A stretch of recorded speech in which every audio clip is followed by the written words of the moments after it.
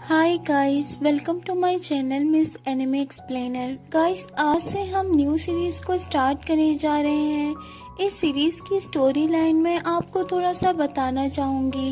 इस सीरीज का जो हीरो होता है उसके पास एक स्पेशल मैजिक पर्ल होता है जिससे वो अलग अलग रियल में ब्रेक थ्रू कर सकता है। वो इस पर्ल का यूज करके एंशिएंट मिडवेल और मॉडर्न वर्ल्ड में ब्रेक थ्रू करता है।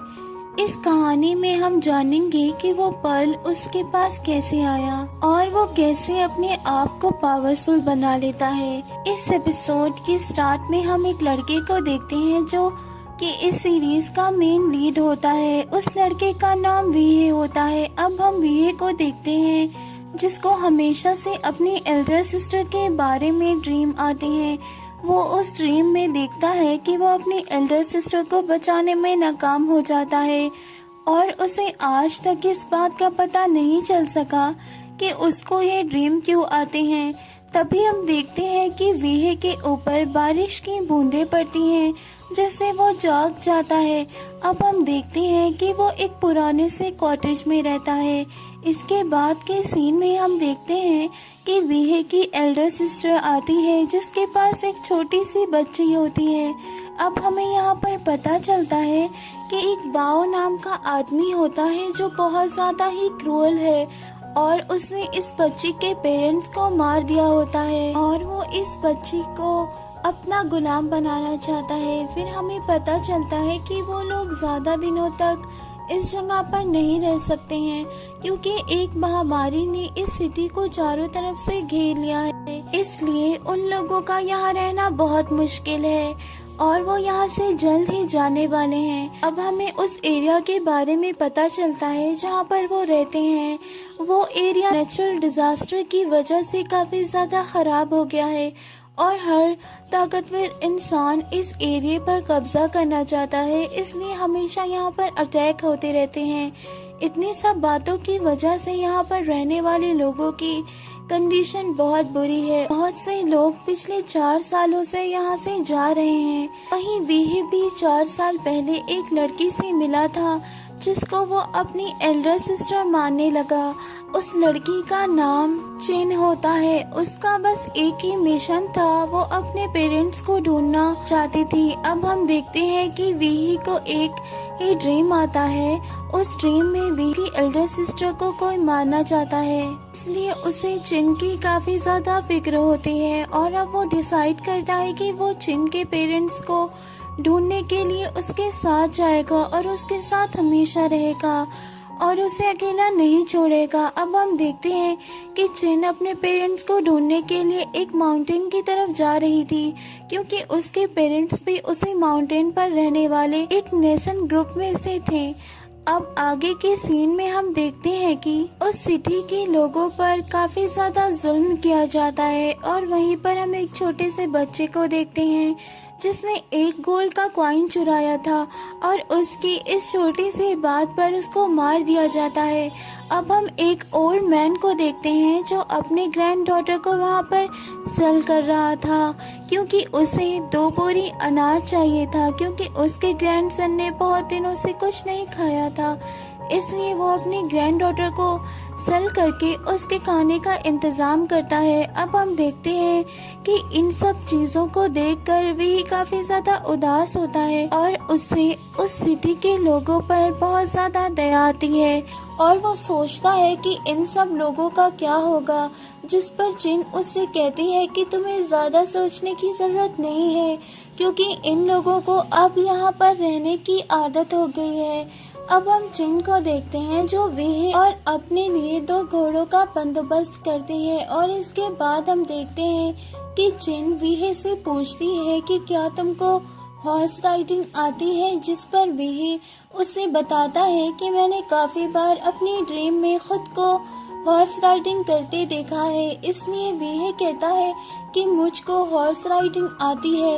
अब हम चिन को देखते हैं जो अपनी विश वीहे को बताती है और वो कहती है कि मैं मार्शल आर्ट की ट्रेनिंग लेना चाहती हूँ, इसलिए उसने मास्टर जिन का डिसाइपल बनने के बारे में सोचा है जो कि हॉर्स शाइन बॉक्सिंग एकेडमी को चलाते हैं। हम वीही को देखते हैं जो चिन से कहता है कि मैं भी उनका डिसाइपल बनना चाहता हूँ, कि मैं तुम्हारे पेरेंट्स को ढूंढ सकूँ और अपनी दोनों सिस्टर्स को प्रोटेक्ट कर सकूँ।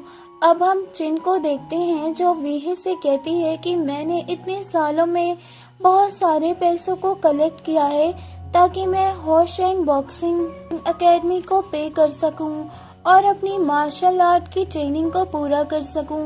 तभी हम एक बाओ नाम की लड़की को देखते हैं जो चिन और वीही का पीछा कर रहा था। अब हम देखते हैं कि वो अपने साथियों के साथ चिन और वीहे पर अटैक करने के लिए आगे बढ़ता है। तभी चिन और वीहे एक जगह पर रेस्ट करने के लिए रुकते हैं क्योंकि उनको उस माउंटेन का रास्ता बिल्कुल सही से पता नहीं होता। तभी हम देखते हैं कि उन दोनों को एक अजीब सी आवाज सुनाई देती है जो कि एक बहुत भयानक मॉन्स्टर की लग रही थी, जिसे डर कर उनके घोड़े भागने लगते हैं। और अचानक से हम देखते हैं कि वहाँ पर एक बहुत डेंजरस मॉन्स्टर अपीयर होता है जो उनके घोड़े को पकड़कर उसको मार देता है। और अब हम देखते हैं कि वो मॉन्स्टर चिन और वीहे के पीछे भी पड़ जाता है और वो उनको पकड़ने की कोशिश करता है। तभी हम देखते हैं कि उन दोनों को एक जगह दिखाई देती है जहाँ वो आसानी से छुप सकते थे, लेकिन चिन वहाँ पर नहीं पहुँच पाती। और इसके बाद हम देखते हैं कि वो अपनी स्वॉर्ड को निकाल लेती है और उस मॉन्स्टर पर अटैक करके उससे फाइट करने लगती है।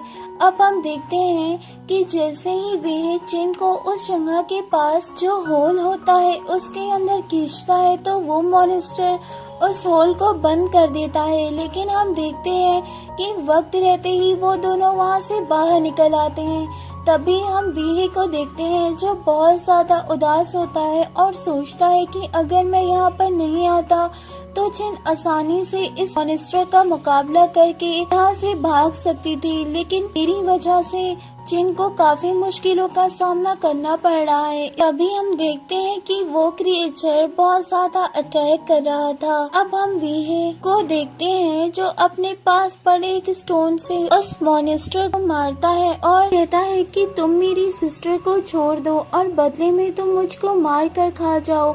जिसके बाद हम चिन को देखते हैं जो अपने स्वॉर्ड की मदद से उस मॉन्स्टर पर अटैक करती है, जिससे उन दोनों को मौका मिल जाता है और वो वहाँ से बाहर निकलते हैं।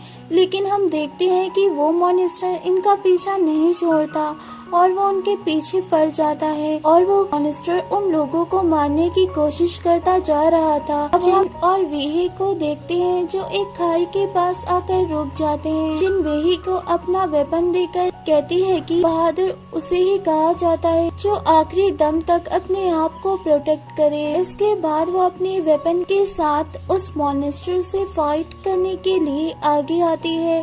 फिर हम देखते हैं कि वो दोनों उस मॉन्स्टर पर बहुत ज्यादा अटैक कर रहे होते हैं, लेकिन वो मॉन्स्टर चिन को उस खाई में फेंक देता है, मगर चिन के गिरने से पहले ही वीहे उसको बचा लेता है और उसके हाथ को पकड़ लेता है। इसके बाद हम देखते हैं कि वो मॉन्स्टर स्टोन को धक्का देकर वहाँ से नीचे गिरा रहा था जिस पर वो दोनों लटके थे। अब हम देखते हैं कि चिन अपने वेपन के सहारे अपने आप को बचाने और वीही को बचाने की कोशिश करती है, लेकिन उसे समझ आ जाता है कि वो ज्यादा देर तक ऐसा नहीं कर पाएगी। इसलिए वो वीही को एक पेड़ की लकड़ी के सहारे कर देती है और इसके बाद हम देखते हैं कि चिन अपने आप को ज्यादा देर तक संभाल नहीं पाती और वो उस खाई में गिर जाती है। इसके बाद बाओ को देखते हैं जो बहुत ज्यादा खुश होता है क्योंकि वो चिन और वीहे को मारना चाहता था। इसके बाद हम देखते हैं कि वो मॉन्स्टर वीहे को देख रहा था। अब हम देखते हैं कि कुछ मास्क मैन एक आदमी को पकड़कर वहाँ पर उसको मार देते हैं। इसके बाद हम देखते हैं कि जैसे ही उस मॉन्स्टर की नजर उस मास्क मैन पर पड़ती है तो वो उन लोगों का पीछा करने के लिए दौड़ने लगता है। इसके बाद हम उस मास्कमैन को देखते हैं जो उस मॉन्स्टर को अपने एक ही अटैक से गिराकर मार देता है। इन सब चीजों को देखकर वह काफी ज्यादा हैरान हो जाता है और वो सोचने लगता है कि उनके एक ही अटैक से वो मॉन्स्टर कैसे मर गया। अब हम देखते हैं कि वी अपनी एल्डर सिस्टर के रिबन को उठा लेता है और उसे प्रॉमिस करता है कि वो उसके पेरेंट्स को ढूंढेगा और उसके साथ साथ वो अपनी मार्शल आर्ट की ट्रेनिंग को भी कंप्लीट करेगा और वो अपने आप को बहुत ज़्यादा पावरफुल बनाएगा। और इसी इमोशनल सीन के साथ ये एपिसोड यहीं पर एंड हो जाता है।